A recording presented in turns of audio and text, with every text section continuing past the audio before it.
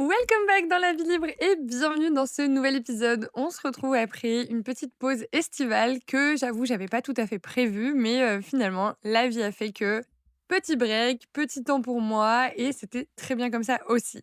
J'espère que je vous ai manqué et que vous êtes trop contents de retrouver ce podcast et qu'on va pouvoir continuer ensemble à s'éduquer financièrement, à apprendre à investir et à construire notre liberté financière jusqu'à au moins cette fin d'année ensemble. J'ai vraiment envie de vous aider avec les contenus qui vont arriver sur ce podcast à profiter à fond des 4 derniers mois de l'année pour vraiment step up, level up dans votre éducation financière, votre, gestion et construction de patrimoine et du coup, on commence aujourd'hui avec un épisode que j'ai appelé le 80-20 de l'éducation financière. Alors déjà pour commencer, c'est quoi 80-20? C'est tout simplement la loi de Pareto. On l'utilise beaucoup en business, mais peut-être que tout le monde n'est pas familier avec, donc j'en profite pour la rappeler.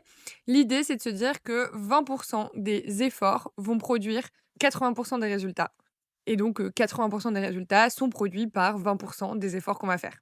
C'est hyper intéressant pour moi d'avoir cette vision.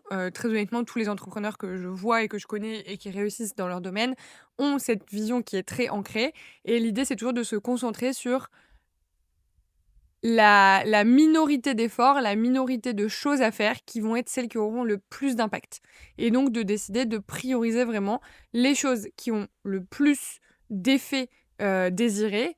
Par contre, ne plutôt, relâcher un petit peu sur les autres 80 qui, eux, vont apporter que 20 de résultats restants.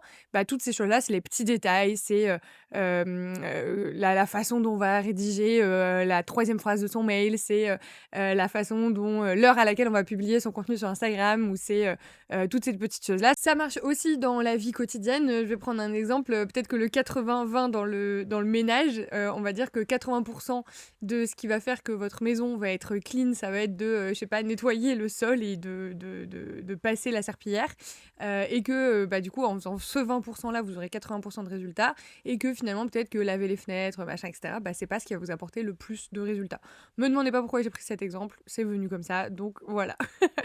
En gros, l'idée, du coup, aujourd'hui, c'est de vous partager vraiment l'essence, enfin, pour moi, les principes les plus importants et les plus fondamentaux de l'éducation financière qui sont vraiment non négociables à connaître, qui sont vraiment la base, le socle que tout le monde devrait connaître en éducation financière, au sujet de l'argent, etc., pour pouvoir en fait bah, jouer de manière équitable avec d'autres personnes. L'idée, moi, j'aime bien voir l'argent comme un jeu et de me dire que en fait, ce jeu-là, il a un set de règles qui est défini et que plus je vais connaître les règles, plus je vais pouvoir jouer mes cartes, donc mon argent, mes investissements, ma façon de réfléchir avec l'argent, etc., de manière intelligente, parce que je connais les règles. Si on ne connaît pas les règles, on a beau se dire ah tiens ça me paraît pas mal, etc. Finalement peut-être qu'il y a une règle qui va à l'encontre de l'idée que vous aviez eue, peut-être qu'il y a un principe qui va faire que la chose qui vous paraissait logique finalement n'est pas la meilleure chose à faire, etc. Donc pour ça j'ai 5 principes à vous partager aujourd'hui. Le tout premier c'est comprendre l'inflation. Le deuxième, c'est la différence entre un actif et un passif. Le troisième, c'est la différence entre le revenu et la richesse. Le quatrième, c'est le concept d'intérêt composé. Et le cinquième, c'est de définir son taux horaire. Donc, c'est parti. Le numéro 1, comprendre l'inflation. Pour moi, ça, c'est vraiment la règle du jeu la plus fondamentale, c'est-à-dire que on vit dans un monde capitaliste aujourd'hui qui fait que on est dans un monde inflationniste. Donc plus on avance, plus le coût des choses augmente et donc plus avec le même montant d'argent, on peut acheter moins de choses, plus notre pouvoir d'achat baisse. L'inflation, c'est en gros le taux qui vient dire de combien de pourcents les prix de manière générale, ont augmenté sur une période donnée. Donc par exemple, l'inflation d'une année, c'est par exemple tous les prix au début 2025, ils étaient à temps, à la fin 2025, ils sont à temps, et du coup, bah, on va définir l'inflation par le pourcentage de différence entre les deux. En ce moment, on a une inflation qui est aux alentours des 3, 4, 5% selon les années. Donc ce qui veut dire que chaque année, on perd 5% de pouvoir d'achat si on utilise la même somme d'argent. Je vais vous donner un exemple pour concrétiser le truc. 1000 euros qu'on a peut-être gagné et mis sur notre compte courant il y a 5 ans valent aujourd'hui, entre guillemets, 850 euros. C'est-à-dire qu'avec ces 1 000 € qui ont 5 ans, qui n'ont pas fait de fruits, qui n'ont pas fructifié, qui n'ont pas été investis, et bah aujourd'hui, je peux acheter l'équivalent de 850 € avec cette même somme-là. Ok. Donc ça, pour moi, c'est vraiment le point le plus fondamental à comprendre parce que tu te dis que si tu as une inflation de 3, 4, 5% en un an, ça veut dire que en 5 ans, tu as perdu un quart de la valeur, etc. Et donc ça, c'est hyper important parce que ça permet de se dire que tant que mon argent n'est pas placé à un taux égal ou supérieur à l'inflation, et en fait, je perds de l'argent, tout simplement. L'argent que vous avez sur vos comptes courants, sur les comptes sur livret, qui sont des comptes qui sont rémunérés à 0,25%, que vous avez sur tous ces investissements-là. Et le livret A, il a été à une période indexé à 3% pour se rapprocher de l'inflation, mais je crois qu'il a rebaissé. En fait, tout ça, tout cet argent perd du pouvoir d'achat au fil des années. Et ça, pour moi, c'est hyper important de le savoir. Et c'est pourtant quelque chose qui est encore très, très largement méconnu. Parce que ça veut juste dire que si vous ne faites rien, vous perdez de l'argent. Et on a un peu tendance à se dire, si je fais rien, mon argent, il est safe, tout va bien, je verrai plus tard, etc. C'est faux. C'est faux, votre argent perd 3 à 5% de sa valeur chaque année. Et donc, c'est en fait l'équivalent inverse de faire un investissement. Ça veut dire que vous perdez de l'argent en ne faisant rien. D'où l'importance, du coup, de s'éduquer financièrement, de commencer à investir, de gérer son patrimoine, peu importe la taille de son patrimoine. La gestion de patrimoine, elle ne concerne pas que les personnes qui gagnent beaucoup d'argent, elle concerne toutes les personnes qui ont juste même 1 euro en compte en banque. Qu'est-ce qu'on en fait ? Et du coup, vraiment de prendre cette logique-là et de se dire, ok, aujourd'hui, si je m'éduque financièrement, si j'ai envie de devenir libre financièrement, je prends une posture envers mon patrimoine, quel qu'il soit aujourd'hui, de gestionnaire de patrimoine. Et mon job, c'est de faire en sorte de gérer au mieux ces ressources qui m'appartiennent, donc mon argent, mes investissements, mes actifs, etc., pour gagner le plus à ce jeu qui est le jeu de l'argent, dans ma vision. Donc voilà, concept numéro 1, comprendre l'inflation. Si c'est pas clair pour toi, si tu as des questions, n'hésite pas à m'écrire sur Instagram aussi, je pourrais prendre vos questions et les utiliser pour des prochains épisodes. Ça va être cool aussi de commencer à co-créer ensemble les prochaines questions-réponses, etc. Et le deuxième concept que je veux te proposer, c'est de faire la différence entre un actif et un passif. Donc, il faut imaginer son patrimoine comme un ensemble de choses. Et de manière comptable, on va visualiser une colonne avec des actifs et une colonne avec des passifs. Et l'ensemble de tout ça va faire notre patrimoine net. Okay ? Donc, dans les actifs, on va avoir tout ce qui rapporte de l'argent. Tout ce qui est actif, entre guillemets, et qui travaille dans notre patrimoine. Donc, c'est toutes les lignes de notre patrimoine qui font rentrer des euros. Donc, ça peut être des investissements en bourse, ça peut être, par exemple, des investissements en actions, en crypto, ou toutes ces choses-là. Donc, des investissements financiers. Ça peut aussi être des investissements immobiliers, s'ils sont faits de manière intelligente et qui rapportent de l'argent, et non pas qu'ils en coûtent. Oui, il y a des investissements immobiliers qui coûtent de l'argent aux gens. Et oui, il y a des investissements immobiliers qui rapportent de l'argent. Avec 100 000 €, on peut tout autant se retrouver avec 200 € de cash flow positif que 200 € de cash flow négatif si on ne fait pas les choses soit bien, entre guillemets, soit dans une logique de gagner de l'argent. Il y a encore aujourd'hui, si tu écoutes ce podcast, c'est probablement que tu t'es déjà intéressé à l'investissement, tu t'es déjà intéressé à la liberté financière, à comment gagner de l'argent, etc. Mais il faut garder en tête qu'il y a une énorme majorité des personnes qui n'ont pas du tout cette vision de la liberté financière et qui, du coup, sont OK d'investir dans l'immobilier, que ça leur coûte 200-300 € par mois parce qu'ils ne savent pas qu'on peut faire 200-300 € en positif avec un bien immobilier. Donc bref, du coup, pour revenir aux actifs, un actif, c'est quelque chose qui rapporte de l'argent. Un bien immobilier qui te coûte 200-300 € d'effort d'épargne, comme on appelle ça, par mois, c'est un passif parce qu'il ne te rapporte pas d'argent. Par contre, un bien immobilier qui te rapporte de l'argent est un actif. Ta résidence principale, si elle n'est pas louée, si elle n'est pas exploitée d'une autre manière que juste toi qui y habites, c'est un passif. Les passifs, du coup, en opposition aux actifs, c'est tout ce qui ne rapporte pas d'argent ou qui coûte de l'argent.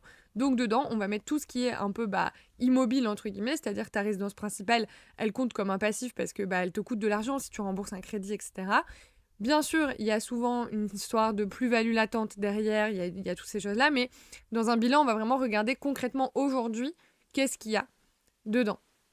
Et on va pas se projeter sur du futur, etc. C'est vraiment une image, le bilan, c'est une image au jour d'aujourd'hui.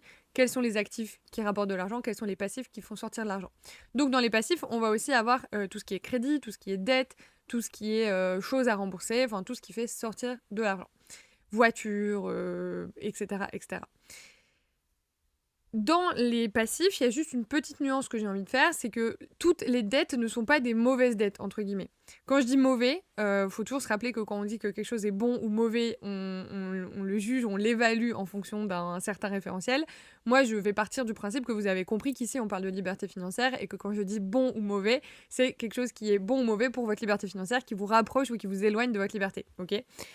Donc, du coup, une bonne dette, dans cette optique-là, c'est une dette qui permet de lever de l'argent, qui permet d'aller récupérer plus de fonds pour gagner de l'argent. Et donc, où la balance, ma dette est là, mais l'argent que je gagne est là. Donc, il y a plus d'argent qui rentre que d'argent qui sort. Une mauvaise dette, pour moi, du coup, c'est l'inverse. C'est une dette où on va avoir plus d'argent qui sort que d'argent qui rentre. Ça peut être le cas pour un achat de véhicule sur lequel on aurait dû emprunter, un crédit à la conso qu'on aurait fait pour acheter des meubles ou de la déco. En fait, tout ça, ça vous fait sortir de l'argent chaque mois. Il y a peut-être 100, 200, 400, 500 euros par mois qui sortent pour rembourser ce crédit. Et derrière, il n'y a rien qui rentre en échange. Une bonne dette, du coup, une dette intelligente, comme moi je les appelle, c'est du coup d'avoir été chercher de l'effet de levier bancaire, donc d'avoir été chercher de l'argent auprès de la banque pour investir intelligemment. Et du coup, par exemple, si on a un taux à 3% sur le prêt, donc il y a 3%, il y a ce montant-là qui sort, peut-être encore une fois 4, 5, 6, 800 euros.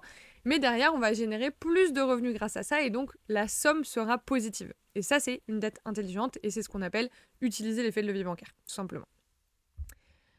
On a donc fait la différence entre un actif et un passif, on a vu ce que c'est l'inflation. La troisième chose dont je veux te parler aujourd'hui, c'est la différence entre le revenu et la richesse. C'est pas parce que tu gagnes beaucoup d'argent que tu crées de la richesse, que tu construis un patrimoine, que tu crées de la liberté. C'est pas parce que tu gagnes très peu d'argent que tu ne peux pas investir, construire ta liberté et créer de la richesse. Il faut comprendre qu'une personne qui gagne 3 500 euros par mois, le salaire médian en France étant de 2 000 euros, c'est un bon salaire, ce qu'on peut considérer comme un très bon salaire. C'est pas parce que cette personne-là gagne 3 500 euros par mois qu'elle est éduquée financièrement, qu'elle sait investir et surtout qu'elle investit. Et donc, on peut très bien gagner 3 500 euros par mois et ne jamais investir, dépenser tout son argent, se retrouver à découvert tous les mois et donc n'avoir aucune croissance de son patrimoine. Versus, on peut aussi très bien gagner 1 800 euros par mois, un SMIC, et être éduqué financièrement, avoir fait des recherches, regarder des vidéos, s'être formé, etc. Et investir cet argent de manière intelligente, que ce soit en immobilier, en bourse ou en créant des side business. Et du coup, en fait, en ayant moins d'argent qui rentre, on va créer plus de sources de revenus. Et donc, du coup, avec des revenus bas, créer plus de richesse. Donc voilà, je voulais juste faire la différence et la distinction.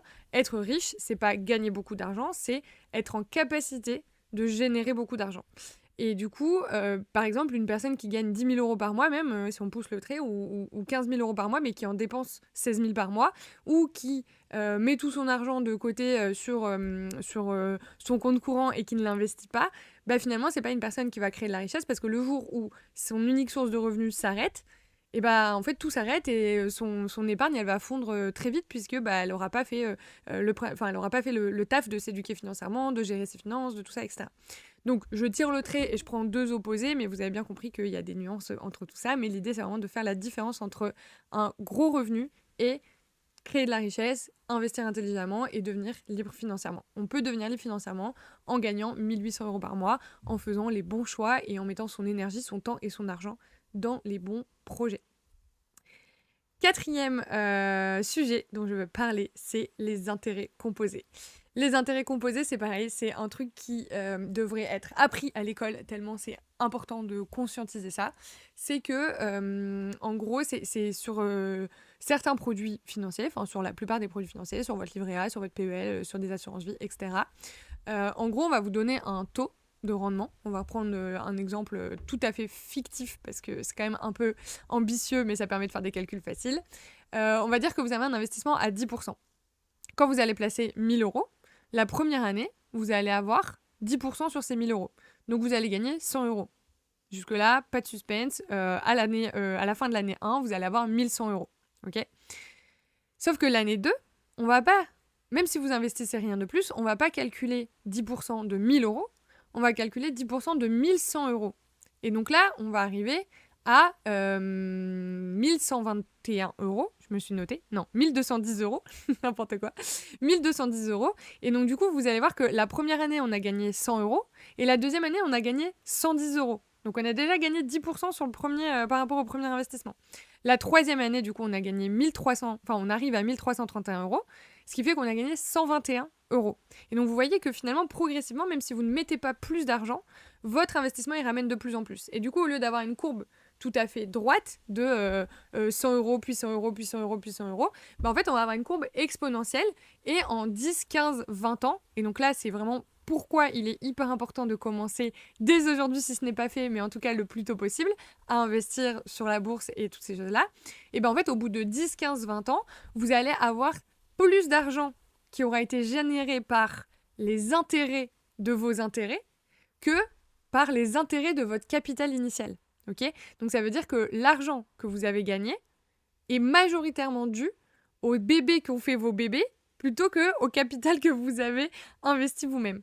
Donc c'est un peu compliqué sans avoir des images, machin, etc. Je t'invite vraiment, si c'est un truc qui pique ta curiosité et où tu te dis, ok, j'ai vraiment envie de mieux comprendre et d'aller en profondeur dans ce sujet-là, ou peut-être que c'était assez clair pour toi ce que j'ai expliqué là, mais tapez sur YouTube explication intérêt composé, c'est très facile de le comprendre quand c'est visuel, vous allez voir aussi. Et donc là, c'est hyper intéressant de le comprendre, et c'est notamment intéressant de pouvoir aller parfois visualiser les intérêts composés sur vos investissements. Donc vous pouvez taper sur Google simulateur intérêts composés, et vous allez voir en mettant la somme de départ que vous mettez, la somme mensuelle que vous voulez continuer à investir, si vous voulez le faire, vous allez voir en fait l'effet sur le temps. Et vous allez voir que oui, les 1, 2, 3, 5 premières années, bon, c'est assez déceptif entre guillemets parce que bah, c'est pas là où il y a des grosses sommes qui vont se générer. Mais par contre, dans 10 ans, bah, vous allez avoir gagné 3, 4, 5 fois plus que ce que vous gagnez sur les premières années, chaque année, parce qu'il y a eu ces effets d'intérêt composé. Ce qu'on appelle aussi les effets cumulés, enfin l'effet cumulé. Et c'est au-delà du côté financier, là où c'est très mathématique et imagé, c'est aussi quelque chose que vous pouvez appliquer à votre vie quotidienne et à vous dire si on fait toujours 1% de mieux que la veille, on fait 1% de mieux que 1%, le lendemain on fait 1% de mieux que 2%, dans 10 jours on fait 1% de mieux que 10%. Et donc tous ces petits 1% cumulés, et bah au final, au bout d'un moment, ils vont devenir vraiment énormes et c'est là que les gros effets vont se retrouver. Ça marche dans le business, ça marche dans les projets IMO, ça marche dans la vie quotidienne, ça marche dans tout. Vous voulez, je sais pas, faire du sport, bah en fait, vous allez y aller progressivement et c'est vraiment cet effet cumulé de se dire je commence petit et je capitalise sur mes efforts du début progressivement, ou au final, sur le long terme, vous allez voir des effets de dingue et des effets cumulés, enfin des effets cumulés assez impressionnants. Dernier sujet dont j'ai envie de vous parler aujourd'hui, c'est de définir votre taux horaire. En gros, moi, c'est un moment qui a un peu changé ma façon de voir les choses et ma façon d'utiliser mon argent, d'utiliser mon temps, etc. C'est le jour où j'ai commencé à me dire, ok, mon taux horaire vaut combien ? Forcément, moi, comme je suis dans l'entrepreneuriat, c'est assez facile pour moi de définir un taux horaire parce que je me dis, ok, bah, combien je me fais payer pour 1 heure de conseil, combien je me fais payer par mes clientes pour mon programme et du coup, combien d'heures ça me prend derrière, etc. Mais vous pouvez vous faire aussi l'exercice très facile. Si vous êtes salarié, vous pouvez vous mettre simplement votre salaire mensuel divisé par le nombre d'heures que vous travaillez. Par exemple, on va prendre un exemple. Hop, ensemble, je vous ai dit, le salaire médian en France, c'est 2 000 euros. Si on divise 2 000 euros par, je crois qu'on travaille 150 heures par mois, à peu près. 35 et 35, ouais, c'est ça à peu près. Ça fait 13 euros de l'heure. Donc, vous avez déjà une idée de, ok, en fait, là, moi, je suis payée à 13 euros de l'heure aujourd'hui.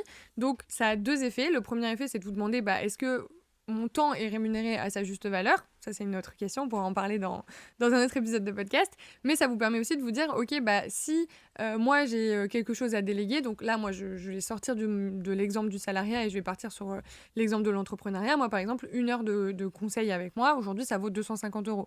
Ça n'a pas toujours été le cas. À un moment, c'était 100 euros, machin, etc.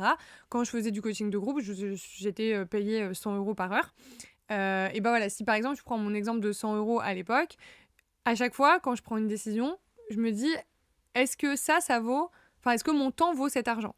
Je vais prendre un exemple bête, mais quand je dois faire le ménage chez moi, je me dis, ok, bah en fait, 1 heure de ménage, moi, je pourrais récupérer 100 euros si je facturais 1 heure de coaching en plus.